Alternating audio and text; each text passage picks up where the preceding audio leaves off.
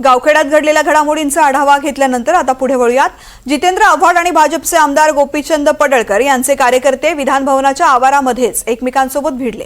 दोन्ही नेत्यांचे कार्यकर्ते गाव गुंडाप्रमाणे एकमेकांच्या अंगावरती धावून गेले। या वादादरम्यान जितेंद्र आव्हाड यांची कन्या नताशा आव्हाडांबाबत देखील सोशल मीडियावरती खालच्या भाषेत पोस्ट लिहिण्यात आली आहे। नताशा आव्हाडने सोशल मीडियावरती त्या पोस्टचा स्क्रीनशॉट शेअर करत फडणवीसांना आणि मुंबई पोलिसांना टॅग करत आपला संताप व्यक्त केलाय।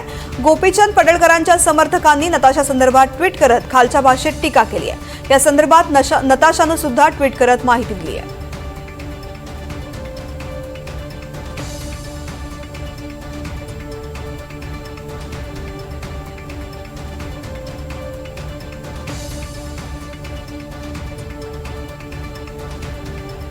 जितेंद्र आव्हाड यांच्या कन्यांनी हे ट्विट केलेलं आहे। ह्या सगळ्या प्रकरणानंतर त्यांच्या विरोधामध्ये सुद्धा सोशल मीडियावरती खालच्या भाषेमध्ये पोस्ट लिहिण्यात आलेली आहे। नताशा आव्हाड यांनी सोशल मीडियावरती त्या पोस्टचा स्क्रीनशॉट शेअर केलेला आहे।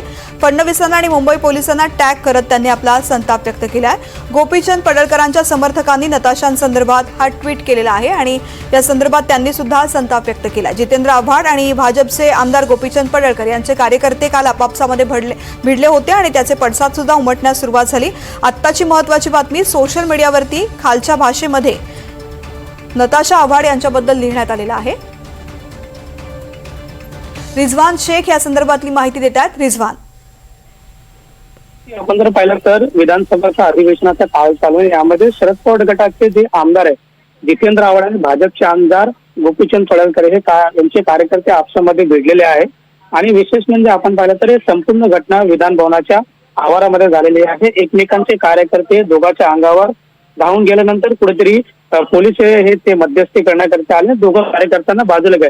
त्यानंतर संपूर्ण महाराष्ट्रामध्ये आपण जर पाहिलं तर दोघंही कार्यकर्त्यांनी आक्रमक परिवर्तन घेऊन गोपीचंद पडळकर यांच्या विरोधामध्ये जितेंद्र आव्हाड यांच्या कार्यकर्त्यांनी आंदोलन देखील केले। यामध्ये ठाणे असो, मुंब्रा असो आणि वेगवेगळ्या ठिकाणी जितेंद्र आव्हाड यांच्या कार्यकर्त्यांनी गोपीचंद पडळकर याच्या विरोधामध्ये आंदोलन केलं। त्यानंतर गोपीचंद पडळकर यांचे जे कार्यकर्ते त्यांनी देखील नताशा आव्हाड यांच्या विरोधामध्ये खालच्या पातळीवर जाऊन पोस्ट केलेली आहे। त्यांनी असं त्यांच्या कार्यकर्त्यांनी असं पोस्ट केलं आहे की एक्स कार्यकर्त्यांनी आव्हाडांच्या मुलीच्या संदर्भात अशी खालच्या पातळी पोस्ट केली आहे की ज्या पोरींनी मंगळसूत्र घालणाऱ्यांना निवडता इतर धर्मीय निवडला तो आता मंगळसूत्राच्या नावाने गावभर बोंबलत आहे।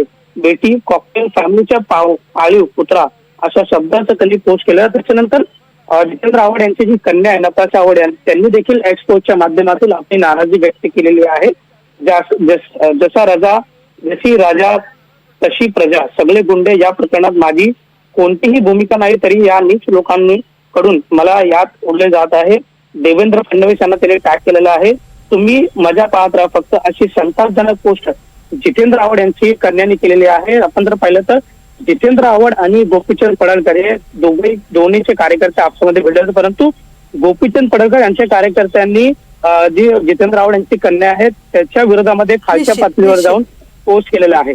धन्यवाद संपूर्ण सविस्तर माहिती करता।